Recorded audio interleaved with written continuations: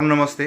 तर पहा CTET परीक्षेसाठीचे admit card संदर्भामध्ये फार महत्त्वाची अपडेट असून 7 तारखेला ज्या उमेदवारांची सीटेटची परीक्षा असेल अशा सर्व उमेदवारांचे ॲडमिट कार्ड पाहण्यासाठीची लिंक आत्ता ॲक्टिव्ह झालेली आहे.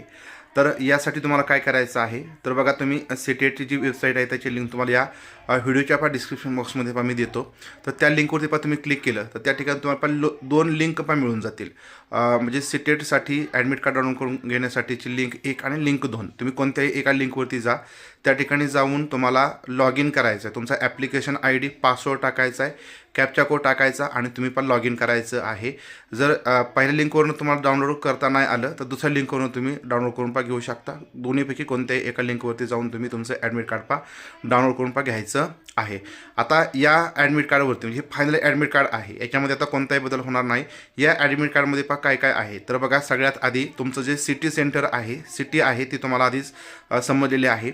याच्यामध्ये तुमचं सगळ्यात महत्त्वाचं जे काय सेंटर आहे म्हणजे शाळा तुम्हाला कोणती मिळालेली आहे ते प्रत्यक्षात ते सेंटर असेल. म्हणजे समजा जर पुणे सेंटर तुम्हाला मिळाले, सिटी मिळाली, तर त्या पुण्यामधील नेमकी कोणती KVHची शाळा असेल किंवा कोणतं सेंटर असेल, प्रॉपर त्याचा ॲड्रेस असणार आहे.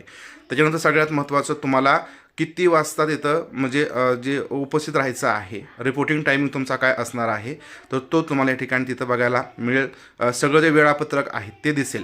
त्याच्यानंतर सगळ्यात महत्त्वाचं, तुम्ही तुमची पहिली भाषा कोणती आणि दुसरी भाषा कोणती, तुम्ही ॲप्लिकेशन करत असताना पहिली भाषा कोणती निवडली आणि दुसरी भाषा कोणती निवडली तर हे तुम्हाला बघायला मिळेल. तर ॲडमिट कार्डवरती जी तुमची पहिली भाषा असेल आणि जी दुसरी भाषा असणार आहे तर त्याच भाषेचे प्रश्न हे तुम्हाला सोडवायचे आहेत. तर त्याबद्दल आपण रात्रीसुद्धा सविस्तर असा व्हिडिओ बनवला होता की तुम्हाला पेपर सोडत असताना OMR शीट भरत असताना तुम्ही कशाप्रकारे पेपर सोडवायचा आहे किंवा OMR शीट कशाप्रकारे भरायची याबद्दलचा तुम्ही तो व्हिडिओ जर बघितला नसेल तर व्हिडिओ बघून घ्या. त्याची लिंक तुम्हाला मी व्हिडिओच्या डिस्क्रिप्शन बॉक्समध्ये देतो. त्या ठिकाणी तो व्हिडिओ बघून तुमच्या मनामध्ये जर काही अजून डाऊट असतील तर ते तुमचे सगळे क्लिअर होतील. त्याच्यामुळे लक्षात घ्या, हे तुमचं ॲडमिट कार्ड आहे, फायनल ॲडमिट कार्ड आहे. तर हे तुम्ही डाउनलोड करून घ्यायचं आहे आणि डाउनलोड करून घेऊन याच्यावरती हे सगळी माहिती तुमची असणार आहे. त्याच्यावर तुमचं नाव असणार आहे.